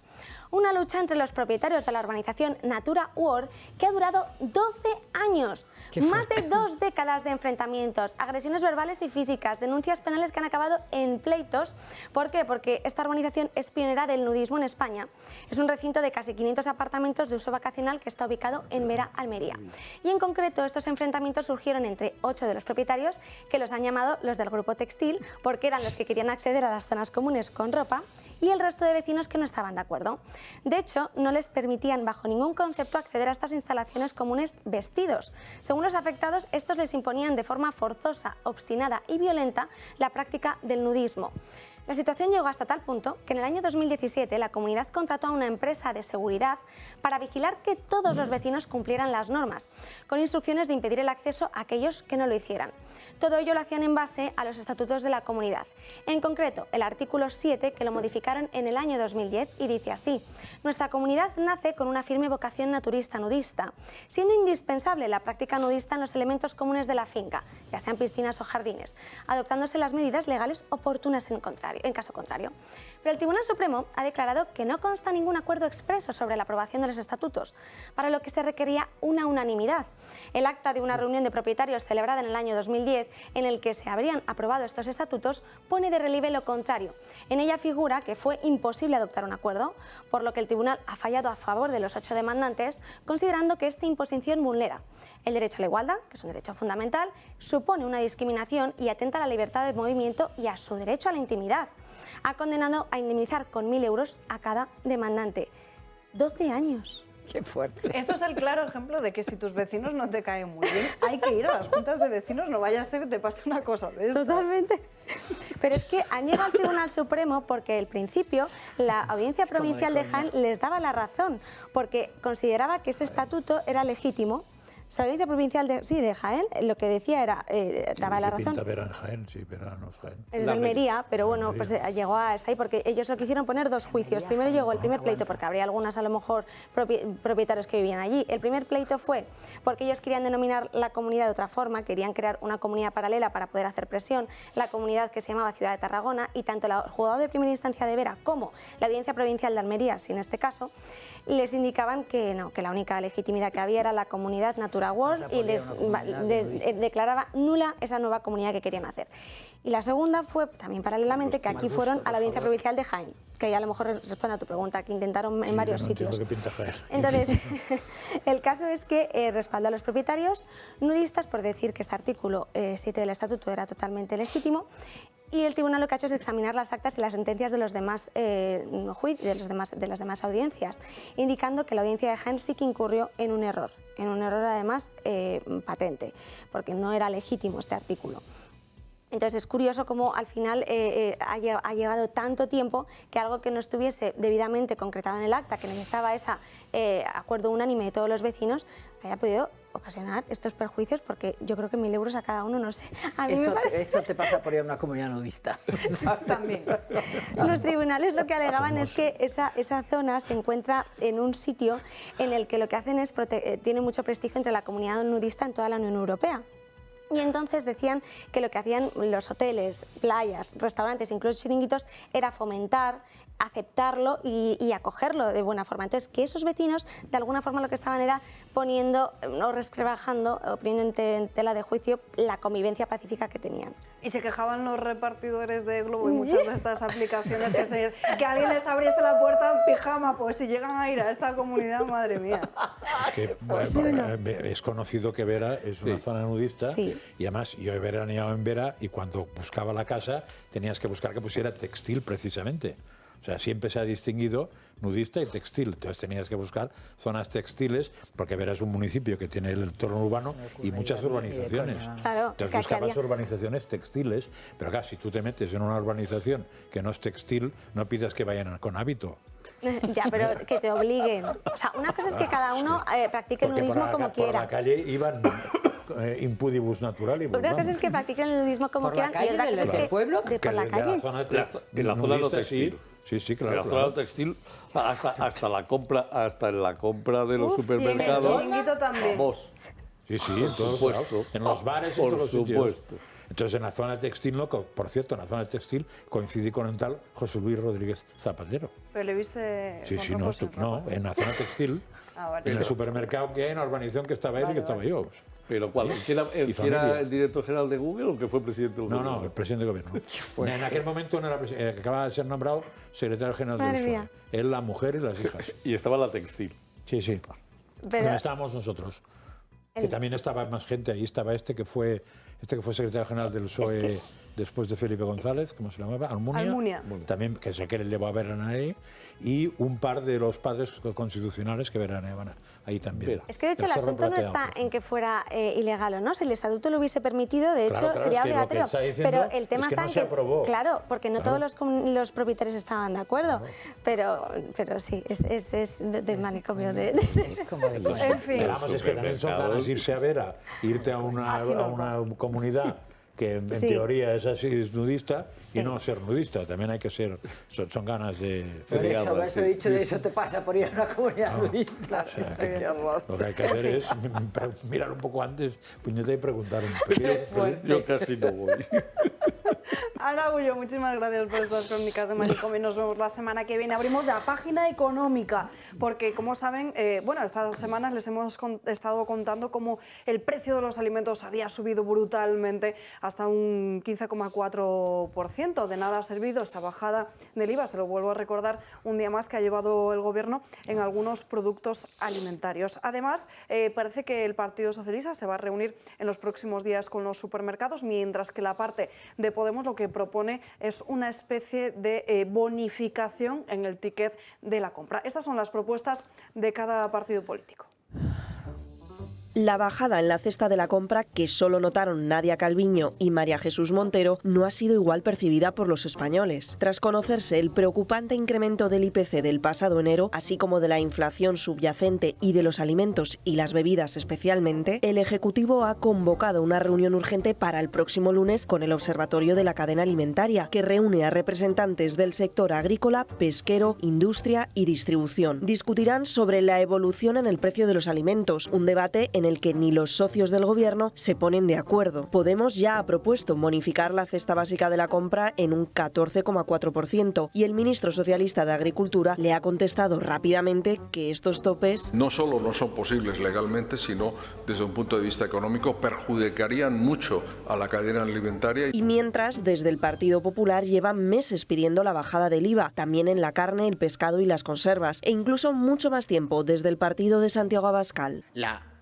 aplicación del 0% al IVA de los productos de primera necesidad fue exigida por Vox hace un año. Una propuesta avalada por un informe de la consultora PricewaterhouseCoopers para la Asociación de Empresas de Gran Consumo, según el cual si la disminución del IVA se hubiera aplicado a la carne o al pescado de la cesta de la compra, el IPC en alimentación hubiera bajado a casi el 14% de haberse disminuido al 5% el IVA o incluso al 12% en caso de haber aplicado un tipo cero. ¿Entenderá por fin el Gobierno que es hora de bajar este impuesto indirecto de los alimentos y que puede? Pues 2022 fue el mayor año de recaudación de las arcas públicas españolas. Bueno, pues seguimos igual. La propuesta, yo creo que esta mañana ya Yolanda ha hecho un matiz. Yolanda me refiero a la chica esta de más queremos todos. Sumar. Eso, suma que te sumaré. Entonces ha dicho algo parecido a que esos 5.000 millones de euros, no ha dicho así, pero ha dado a entender que no lo tiene que pagar la ministra de Hacienda rebajando nada, sino que lo paguen las grandes superficies. Sí, o sea, bueno, que sería claro, como la gasolina. Nos cargamos entonces a todos los supermercados. Claro, sería como la gasolina, con la diferencia que la estación es la que pone los 20 céntimos, no el ministerio. No, con lo cual, entonces, lo que yo dije ayer, que no me parecía mala solución, me parece horrible solución ya. Vamos a ver, volvemos a lo mismo. Conseguir bajar la inflación es un tema tremendamente complicado cuando la inflación se ha enquistado. La inflación está enquistada porque tenemos en la subyacente un 7,5% de inflación. Esto quiere decir que ha llegado a los productos alimenticios y al resto que no forman parte de los productos alimenticios, pero que están en las cadenas, es decir, desde el transporte, la distribución. Ahora acabamos de subir el salario mínimo interprofesional, ahora te vas a ir a un supermercado o te vas a ir a un hipermercado y resulta que el salario mínimo interprofesional lo estaban cobrando un montón de trabajadores. Resulta que ahora, ¡pumba!, les acabas de subir el tema. Con lo cual, si yo quiero mantener mis márgenes, tengo que subir el precio porque si no, casco. O sea, es decir, cierro. Entonces, vamos a atacar al comercio porque es la forma en que queremos resolver el problema. No, el problema se resuelve primero con tiempo y segundo, tocando las cosas que debes de tocar. No bajar el IVA de la carne y del pescado es un empecinamiento en un país como el nuestro, que no es vegano. O sea, nuestro país no es vegano. Es el mayor consumidor de pescado de Europa. Nuestro país es el mayor consumidor de pescado y uno de los mayores consumidores de carne de todo tipo. Carne vacuna, carne de cerdo. Pero por eso no lo bajan. Pero perdóname. Pero tú, ¿qué quieres hacer? O sea, ¿qué quieres? O sea, decir que los precios han bajado porque le has tocado unos centimillas al tema. No, perdóneme usted, no. O sea, es decir, usted no está haciendo su trabajo. La única forma que hay ahora mismo, a corto plazo, métele el IVA, pon el pescado y la carne al cero y vas a ver cómo de pronto te pega un bajón de forma sustancial de forma sustancial ese tema. Y no hay que hacer nada más, es decir, simplemente dejar de recaudar. Hay un aviso, y me parece que hay un aviso hoy del Banco Central Europeo, no sé de qué manera es el aviso, diciendo que los países que están, claro, que están subiendo ellos el tema de los márgenes de interés, o como se llame, los tipos de interés para parar la inflación, y que los gobiernos que están haciendo políticas contrarias, pues que lo que están haciendo es obligarles a subir más. Gracias por Explícalo decirlo. Mejor tú. Gracias por decirlo. Vamos a ver, el grave problema con el gasto público, el grave problema de un gasto público desaforado es que lo que estás metiendo es gasto, en dinero en la economía, con lo cual el Banco Central está subiendo los tipos de interés, tú sigues metiendo dinero, si la economía sigue inflacionaria. O sea, lo que está diciendo el Banco Central Europeo es, oiga, por favor, yo no digo que usted no gaste, lo que digo es que usted no gaste por encima de sus ingresos. Es decir, que no esté todos los días emitiendo deuda para traer dinero para seguir gastando. No, oiga, usted gasta lo que pueda gastar, pero no más. Porque si no, usted está aumentando la inflación al meter y yo tendré que dinero. Ir subiendo el precio del dinero hasta que lleguemos al infinito. No, hasta que al final la economía que se retuerza. Es decir, porque no nos podemos olvidar, el consumo real en el último trimestre cayó un 1,7%.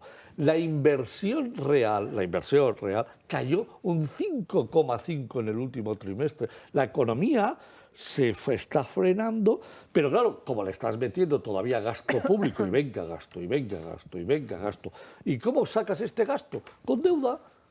Tú das papelitos, das un papelito y te dan dinero. Y cojo ese dinero y lo utilizo para pagar, claro, para gastar.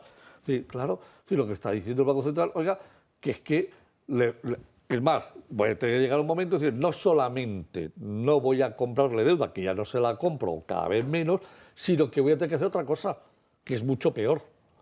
Que es que voy a tener que coger su deuda y la voy a empezar a vender. Toda la que tengo yo, todos esos papelitos suyos que tengo yo, voy a empezar a venderla. Y si yo la vendo, su deuda no la va a colocar, porque su deuda que la tengo yo, lo que tiene mejor, porque me la van a... Si mañana no paga usted, la tengo que pagar yo, porque soy yo el que la ha vendido y la que la ha colocado. Con lo cual, tenga usted mucho cuidado, porque a lo mejor es que su deuda la va a pagar no al 3,20 que pagamos, al 7%. Y entonces ya no la puede pagar. Y entonces le tengo que intervenir. No, la situación es muy seria, ¿eh? Esto no es de broma. No es nada de broma. A ver, permitidme un momento. Cuando están hablando de que ese incremento lo paguen las grandes superficies, lo que no se dan cuenta es, primero, que las grandes superficies harían dos cosas. Uno, que lo pague el consumidor, o reducir el precio que le pagan a los productores agrícolas y ganaderos. O cerrar. Que ya de por sí, y lo he comentado aquí y no me cansaré de decirlo, están al borde de la catarsis. Es decir, un 300% se han aumentado los fertilizantes, un 200% la energía. Todo eso son costes fijos. Si ellos no tienen ni el más mínimo margen de beneficio y no es rentable, tienen que cerrar. Claro, sí. Y cerrarán. A ver, la PAC, la Política Agraria Común, la inflación que estáis comentando, se la está tragando poco a poco, hasta el punto de que el comisario de Agricultura, el polaco Wojciechowski, que es flojito, pero bueno, es el que tenemos, ya está diciendo y exigiendo que en la próxima revisión del marco financiero plurianual se dote de mayor presupuesto a la PAC, porque va a llegar un momento, y ya los lleva anunciando, cada vez que sale a la palestra lo iba diciendo, que hay agricultores y cada vez más que dirán, mire usted, todas las ayudas que usted me da no me sirven de nada, así que métase las ayudas por donde le quepa, que a partir de este momento yo voy a producir lo que me dé la gana y a vender lo que quiero. Y en esos estamos. O sea, cuando un señor como este, insisto, que no es la alegría de la huerta, ni es un rompedor de toma y rasga, sino que es más bien, bueno, que se acogota cuando Timmermans le pega un puñetazo encima de la mesa porque es así de flojito, ya empieza a decir, señores, vamos mal por aquí. O sea, imagínate lo que supondría si efectivamente estas grandes superficies, que es un negocio y que tienen que tener sus márgenes de beneficio, que voy a asumir yo el coste de qué, no, mire usted por aquí, o sea, lo va a asumir, o sea, ¿cuánto le pagaba yo usted por litro de leche que ya ni siquiera cubrían ustedes lo que tal? Pues ahora o esto o nada, porque si no me lo traigo de otro sitio. De modo que, ojo con lo que están diciendo estas señoras ministras, que no tienen ni la más remota idea de lo que están hablando, de poderle implicar a las grandes superficies, porque ya sabemos lo que van a hacer las grandes superficies. Solo una cosa, es decir, para nuestros espectadores. El mecanismo financiero plurianual es el presupuesto de la Unión Europea que se fija en estos momentos 2021 hasta el 2027, que además cada 2 años, 2021-2022, ya fue definido. Ahora están reorganizando 2022-2023, 2023-2024 y así hasta el 27. Esto quiere decir que hay dinero en Europa que está presupuestado para hacer determinadas cosas, pero que cada 2 años se puede cambiar. Es decir, como si este señor dice, pues se ha tomado por saco, ¿para qué? Si esto no sirve para nada, pues vamos a dejar a ver qué hacen nuestros queridos agricultores. Es decir, a lo mejor es a la suerte. Dejemos de financiar y que vendan a lo que tengan que vender y que produzcan a lo que tengan que producir, pero eso sí, pudiendo competir como nuestros amigos de Sudáfrica o nuestros amigos de Marruecos. Eso es lo que le quería comentar. Y otra de las, y lo he comentado, bueno, pero ahora me ratifico. A ver, la agenda político-comercial de la Unión Europea para este 2023 lo que viene es cargadita de rematar acuerdos con terceros países y de los que no se han hecho. Estamos hablando de Indonesia, estamos hablando de Nueva Zelanda. Por cierto, 25.000 kilómetros van a tener que hacer las vacas y el ganado de Nueva Zelanda, pero eso no machaca la huella de carbono, ¿vale? No, eso no, ¿vale? Cuando venga el ganado a Europa. Y lo que tengo clarísimo, e insistiré aquí, es Mercosur. O sea, Mercosur les entra una prisa a todo el mundo. Los ministros de España, el señorito Sánchez, que se va a poner la medalla, porque claro, ¿cómo no va a estar en el semestre de la presidencia española y no va a cerrar Mercosur? Insisto, o sea, y esto no es nada bueno para la agricultura y ganadería europea, pero desde luego es demencial para la agricultura española. Porque, a ver, Brasil, el mayor fabricante de zumo de naranja. Te puedes imaginar lo que va a pasar con nuestros citicultores. La carne que viene de Argentina, de Paraguay, de Uruguay. Es decir, a ver, que es que se presenta una situación y como ha dicho, la normativa que nuestros agricultores y ganaderos, e insisto, no me cansaré nunca de repetirlo, es exhaustiva y les cuesta un porrón de dinero poderla cumplir. Y vienen luego estos señores y estos acuerdos con terceros países y es verdad que en esos acuerdos hay otras, digamos, industrias que van a salir beneficiadas, le hace Alemania sus coches, su industria pesada, su informática de primer nivel, tal, pero lo que es la agricultura y la ganadería sigue siendo la moneda de cambio y el eslabón más débil. Y vamos a tener un año 2023 con muchos y no agradables sorpresas de cierre de acuerdos con esos terceros países. De modo que no se les presenta un buen escenario a nuestra gente. Y volvemos a lo mismo, ¿y la inflación bajará? Hablemos precisamente de los datos que nos has traído preparados del IPC y sobre cómo han cambiado la metodología y el cálculo. Inflación en nuestros datos. No, vamos a ver, la inflación es la que es. Es decir, primero, el mes de enero la inflación ha bajado un 0,2, ¿vale? Pero la anual, la del mes ha bajado un 0,2, pero la anual ha subido del 5,7 al 5,9. ¿Por qué? Porque quitamos, es decir, un mes que el año pasado había bajado bastante más del 0,2 y por lo tanto la inflación no sube. ¿Qué sucede? Primero, la inflación en enero, es decir, de alimentos y bebidas, es decir, es la que estamos hablando, que es la más dura, ha subido un 0,4. Con lo cual nos lleva al año a una subida del 15,4, que era la que estabais hablando. Pero la subida del 15,4 viene influenciada por una subida del 0,4% del mes de enero. Si en lugar de poner el 0,4 le sacásemos 2 decimales, saldría 0,38. ¿De acuerdo? Lo digo porque luego voy a contar otra cosa para que la tengamos en la cabeza. Vestido y calzado.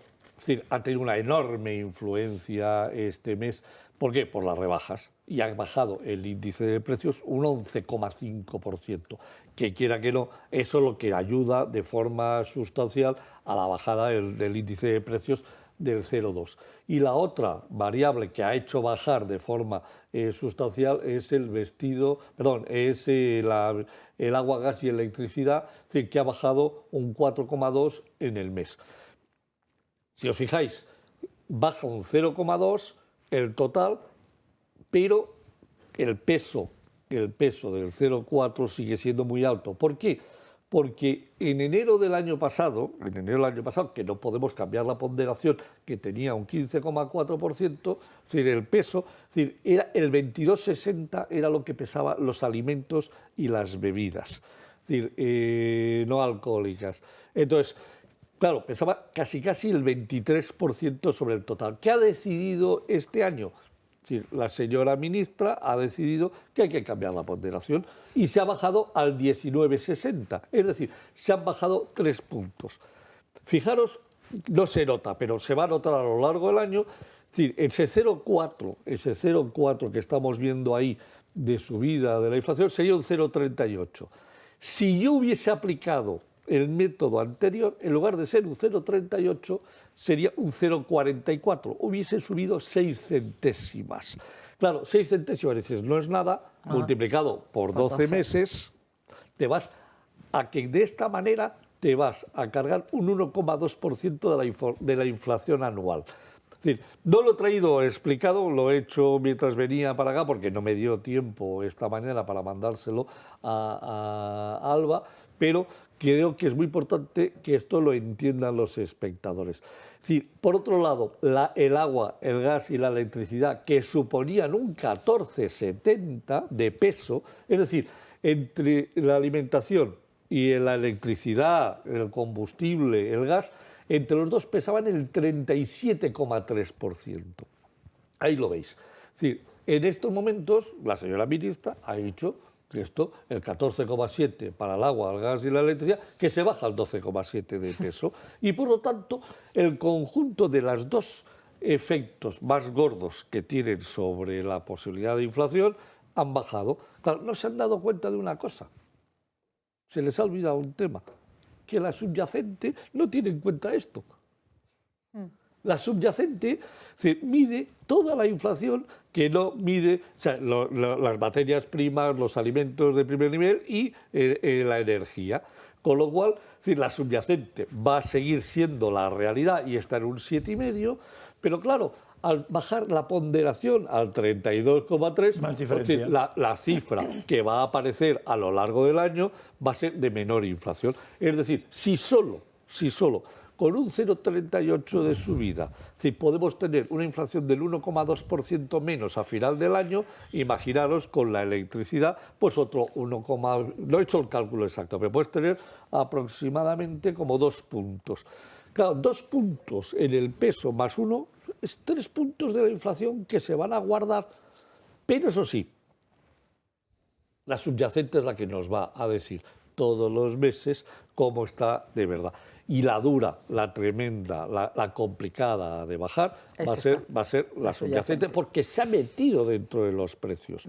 Es que me decía el otro día un economista muy bueno, dice, no, es que la gente no se da cuenta de que cuando el precio del pan ha llegado a €1, la barra del pan ha llegado a €1, ya nunca va a bajar del euro. Lo más que puede pasar es que llegue a 1,10. Y el día que llegue a 1,10 ya no va a bajar de 1,10, va a llegar a 1,20. Y el día que llegue, es decir, que te vayas a comprar el limpiazapatos, es decir, que te cuesta 3 euros y hace un año te costaba 2, pues ya nunca va a bajar de 3 euros porque se ha imbricado en el precio. Y eso es lo que le ha pasado lo que le está pasando. La subyacente lo que nos está diciendo es que los precios están subiendo todos los meses y se está imbricando dentro de... Y han venido para quedarse. Claro que bajarán el año que viene, cuando veamos la subyacente al meter meses que quieras que no va a ir bajando y meterme meses que estaban más altos, va a parecer que ha desaparecido. Pero los precios en su conjunto serán más altos. O sea, lo que no podemos olvidar es que los precios, esta inflación ha llegado y se queda. O sea, y si hemos tenido un 20% de inflación a lo largo de este periodo, y si terminamos antes de cortarla en un 30% de inflación, significa que los precios de origen a hoy, cuando se termine la inflación, serán un 30% más caros. Qué fuerte. Y eso no los vamos a bajar, salvo en una deflación. Y eso que no llegue porque todavía es peor. Eso que no llegue porque todavía es peor. Entonces, ese es el gran problema. El precio ha llegado y ya se ha quedado. Esto ya no va para atrás. O sea, no, que hagan lo que hagan, digan lo que digan y quieran lo que quieran. Por eso es el temor que tiene en estos momentos la presidenta del Banco Central Europeo de que los países gastones sigan metiéndole fuel, es decir, al fuego. O sea, le están tirando gasolina al fuego. Y claro, es decir, ella tiene que seguir subiendo y seguir subiendo. Que es que, como lleguemos al 4% de tipo de interés del Banco Central Europeo y este mes de marzo que viene la FED va a llegar al 4%, sí o sí, y nosotros nos vamos a ver viendo llegando al 4%, el 4% de tipo de interés significa casi un 5% seguro en el Euribor. Hipotecas el Euribor al 5%, temblad. Madre mía. Y ahora has vivido al 15, ¿no? Sí, ya, pero hace muchísimos años. Sí. Dos. La financiación, como el Banco Central dé un mensaje negativo sobre los gastones, ¿sabéis lo que le va a pasar a lo que se llama ¿cómo se llama? La prima de riesgo. Bueno, verás, países... Va a ser la suegra de riesgo. Países no gastones, a saber, Alemania, Holanda, es decir, países que controlan su deuda, que controlan... Nosotros tenemos un 115,6% de deuda sobre el PIB, son felices porque la bajaron del 120 que teníamos, porque claro, el PIB se había ido abajo, pero el volumen es mucho mayor. Alemania en la misma situación COVID, en la misma situación desastre, en la misma situación locura, y a pesar de haber lanzado políticas de 700.000 millones, para salvar empresas, no sé qué, que nosotros no hemos salvado ni una, están en estos momentos en menos del 70% de deuda sobre su PIB. O sea, es decir, Alemania controlará, esta le va a controlar por el tema energético. ¿Sabes cuál es el problema? Pero lo controlará que en el antes. gobierno de España hay muy pocos alemanes. Ninguno. No, ninguno. Pero Scholz está ya enfadado, ¿eh? Ya. Y es socialdemócrata, y está enfadado, ¿eh? Ojo. Pues que se enfade, porque... Ojo que... Yo todo lo que se enfade no me quejaré. Y nos están arruinando, como dice este señor. El problema está en que como tengamos que pagar de pronto la deuda al 6 o al 7%, esta es la financia, si es que no le da lo mismo. El problema es lo que nos deja. No, de verdad. Es decir, os lo enseñé la semana pasada. Solo 3.000 millones financiados en bonos y obligaciones a 15 años, el Tesoro ha tenido que pagar el 3,20. Claro, solo 3.000 millones, ya, porque era lo que necesitaba en ese momento. Como en lugar de ser 3.000, sean los 300.000 que tiene que financiarse este año, a ver lo que pasa y a ver a qué tipo de interés y a ver con qué dinero lo pagamos. Que es que ese es el gran problema, ¿con qué dinero lo pagamos? Ahora volveremos a hablar de economía, pero antes quiero contarles esos datos que publica el Centro de Investigaciones Sociológicas que otorga la victoria al Partido Socialista. Dice que a día de hoy, si se produjesen unas elecciones en España, el partido de Pedro Sánchez ganaría con un 32,1% de los votos, muy por encima de ese 28% que cosechó en las elecciones de 2019. El Partido Popular se dispararía hasta los 29,8%, cambia el tablero político, coloca el CIS antes a Unidas Podemos en un 12,7%, a pesar de esa ley del sí es sí, pero bueno, Tezanos lo pone ahí, y caería Vox hasta el 10%. Perfecto, eso porque quiere decir que Pedro Sánchez no hace falta que regale más cheques, porque ya ha ganado. Con lo cual se puede tirar más dinero y nos ahorrará un problema, ¿eh? Y sobre todo también es muy importante que la gente del PSOE vea que ha ganado, con lo cual tampoco se preocupe mucho si tiene que ir a votar haciendo kilómetros o levantándose pronto. Y en cambio la gente del PP, que está tan preocupada, que se dé cuenta que como no vote, tenemos 4 años más de Pedro y Pedra, Pedro y como Pablo, que es horrible. O sea, está muy bien esto, está pensado con la cabeza. En fin, ya sabemos cómo nos deja siempre Tezanos, así que no hace falta decir nada más. Nos tenemos que ir a la última pausa de publicidad del día de hoy y a la vuelta seguimos hablando de economía, pero también de más asuntos. No se marchen, esperamos. No, es mejor no decir nada. ¿No le parece excesivo lo de Mata? No, para nada. Aunque pudiera la cabeza de Ayuso aquí era asesina. Esa asesina. Mira. Pedro Sánchez felicitó. Es poco, ya te lo digo yo. Es peor que ETA. UGT está manteniendo el PSOE. Ah, por eso les decía usted falsos. Claro, por eso les digo falsos. ¿Cómo que eso? ¿Qué cojones tienen que ver los liberales? No se vende, la sanidad se defiende. Bueno, como han visto antes de irnos a publicidad, esa ley del solo sí es sí no pasa factura ni para el Partido Socialista ni para Podemos. Y eso a pesar de que en los últimos días ambos partidos andan a la gresca públicamente. Desde el bando de las filas socialistas dicen que Irene Montero tiene que presentar las propuestas de una vez por todas, mientras que la ministra de Igualdad insiste en que ha presentado ya varias, pero que el Partido Socialista no atiende a las mismas. Es que no sé desde cuándo dicen que hay una nueva propuesta. Discúlpeme, pero es que no lo sé. Lo he escuchado esta mañana en algún medio de comunicación y no lo sé desde cuándo se refieren. A usted no le consta. Que no, insisto, que no quiero yo tampoco decir que no es verdad porque no sé desde cuándo se refieren. Lo importante es poder llegar a un acuerdo en el núcleo de la discrepancia. Se pueden mandar muchas propuestas en la que uno lo que hace es contabilizar, probablemente más para el relato, ¿no?, que para realmente intentar solucionar el problema. Hemos hecho muchas propuestas y además estamos abiertas. El único requisito, la única condición, como bien saben, es que el consentimiento siga en el centro. No podemos permitirnos como gobierno un retroceso en derechos de las mujeres de la mano del Partido Popular y Vox. Por tanto, quiero acuerdo, no me voy a levantar de la mesa y voy a trabajar para que el Partido Socialista vuelva a sentarse y que tengamos un acuerdo antes de que esa proposición de ley se debata en el Pleno, un acuerdo que mantenga el consentimiento en el centro del Código Penal. El ruido lo único que hace es alejar a la ciudadanía de la política. Sé que en mi país hay alarma social y sobre todo porque sé que en mi país hay gente que lo está pasando muy mal, que estamos sufriendo las consecuencias de la inflación y los gobiernos estamos aquí para dar tranquilidad. Por tanto, bienvenidos todos los debates, que sean serenos, con respeto y sin ruido. Guerra entre PSOE y Podemos, pero también dentro del propio Podemos, que le dicen a Yolanda Díaz que lo que no puede hacer es desentenderse y pasar de pies puntillas por el asunto. Lo dice así esta mañana Jaume Asens.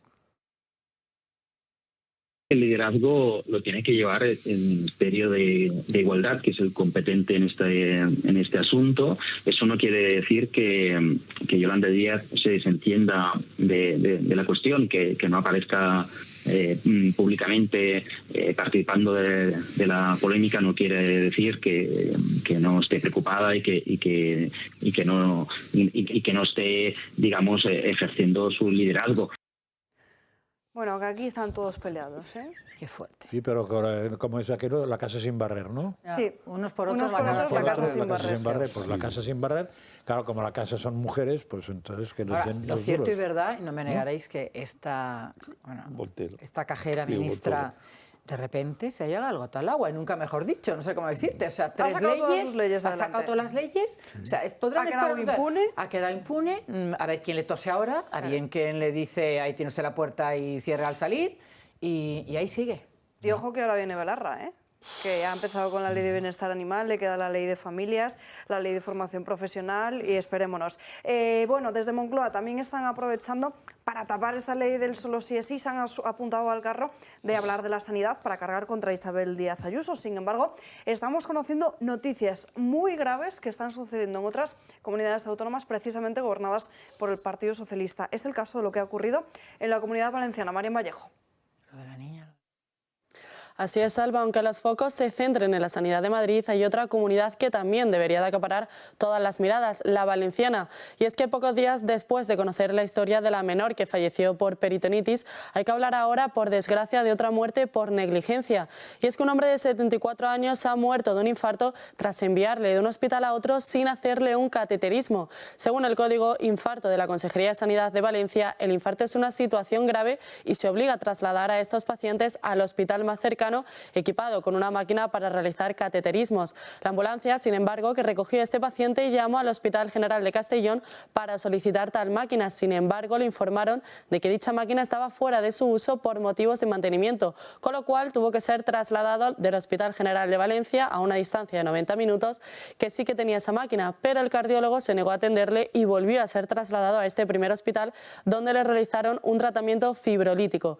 Aunque 3 días después fue trasladado de nuevo al Hospital de Castellón, le operaron, no superó la operación y falleció. Un caso, el de la Sanidad de Valencia, que pretenden silenciar, pero que por desgracia ha dejado ya 2 muertos por negligencia. Es tremendo, ¿eh? Gracias, Marín. Pero fíjate lo que ha dicho, una máquina que estaba fuera de uso por mantenimiento. Una, solo tienen una. Una, nada más. La sanidad en Valencia está fatal. La sanidad en Valencia está fatal, pero yo ayer escribí, porque salió un artículo en Voz Populi, como el que no quiere la cosa, que daba 2 datos que son muy interesantes. El tiempo de espera en Madrid para un especialista son 51 días. Y es la más baja de toda España. Sí, lo hemos juntado aquí. Por eso, pero que es un dato que si hoy es la protesta de la madre y ¿cómo médico es? Y madre. La médico Mónica y madre, García. Mónica García, y sus aláteras, pues no parece que sea esto, ¿no? Y después lo que es más sangrante todavía es lo de que Madrid gasta 133 euros en el concierto público-privado, y Cataluña y Baleares gastan mucho más. Aquí hay trampa. Baleares creo que 4 veces más. Aquí hacen trampa, porque lo que dicen estos sanitarios enfadados y desde el ámbito de Mónica García es que, claro, Madrid gasta muy poquito en sanidad. Claro. Pero claro, gasta muy poco en sanidad, pero demuestra que es eficiente con lo que gasta. Sí, porque en la cabeza de estos señores, pero eso es en la cabeza de casi toda la izquierda desde hace siglos, cuanto más gastas tienes más 2 cosas. Una, más poder político, porque eso tú pesas políticamente la cantidad de funcionarios que tienes, con lo cual más gasto. Y 2, cuanto más gastas, más contento tiene que estar la gente. No se dan cuenta que gastar muchas veces será más dilapidar. Y es lo que has dicho tú, la eficiencia no parece que sea... En España decían que en educación gastábamos más que el resto. Claro, pues si tenemos la peor de Europa... Dicho lo cual,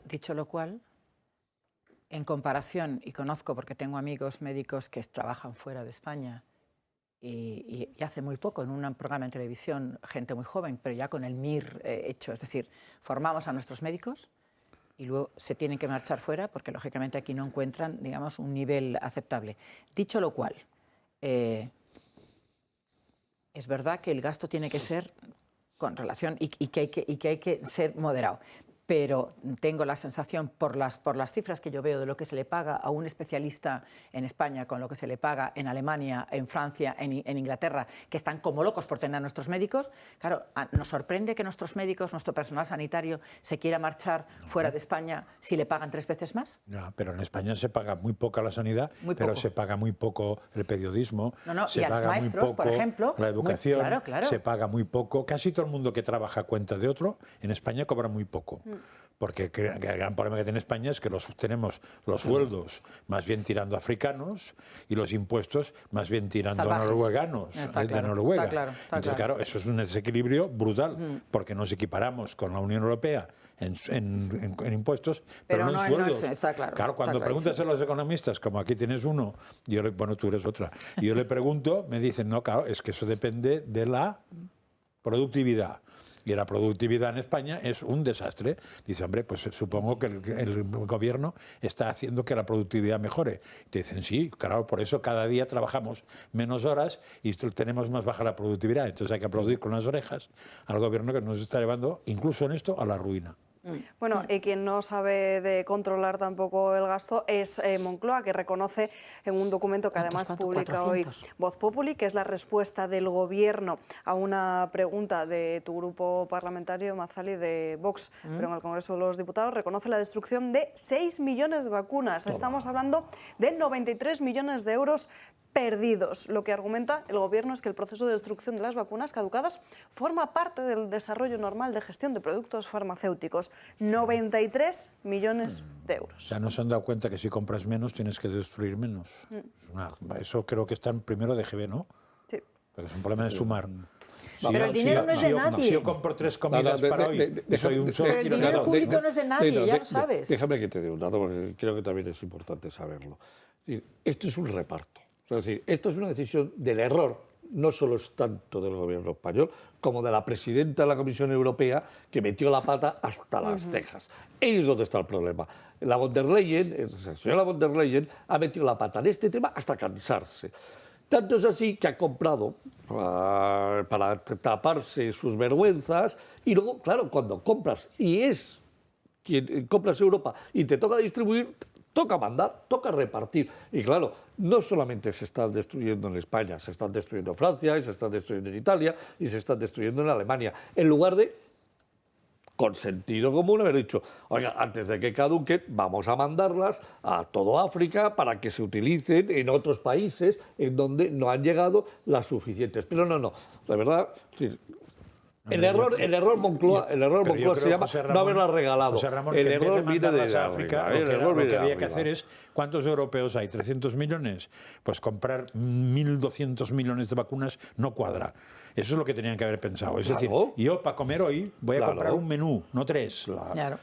Porque si compro 3, yo sé que voy a tirar 2. Lo que te quiero decir es que lo que te quiero decir es que Ursula von der Leyen es la responsable de este tema. Ese también es el problema que te contaban al principio, que de un mismo frasquito, no sé cómo le llaman, sacaban como varias vacunas. Entonces, si no había otra persona para vacunarse, pues ese frasquito lo tenían que tirar. Pero eso lo puedes entender. O sea, yo puedo entender que haya un porcentaje de pérdida. Pero lo que no entiendo es que se compre, o hace poco volvieron a decir que para la siguiente dosis España compraba no sé qué burrada de vacunas. Pero cuando ya nadie quiere vacunarse, claro, porque ya todo el mundo sabe lo que hay con las vacunas y las consecuencias que tienen. Que son los que tendrían que tener a 4, son 10.000 tíos, me estoy inventando las cifras, pues no compres 1 millón. O sea, pero es que el problema que dice José Ramón es muy claro. Sea Van der Leyen, Van der Leyen o Van der Tontin, el problema es que el dinero no es suyo. Claro, si el dinero fuera suyo, y es más, en este caso, igual el New York Times nos explica qué problema hay detrás de eso, porque parece que tiene que ver algo con el marido.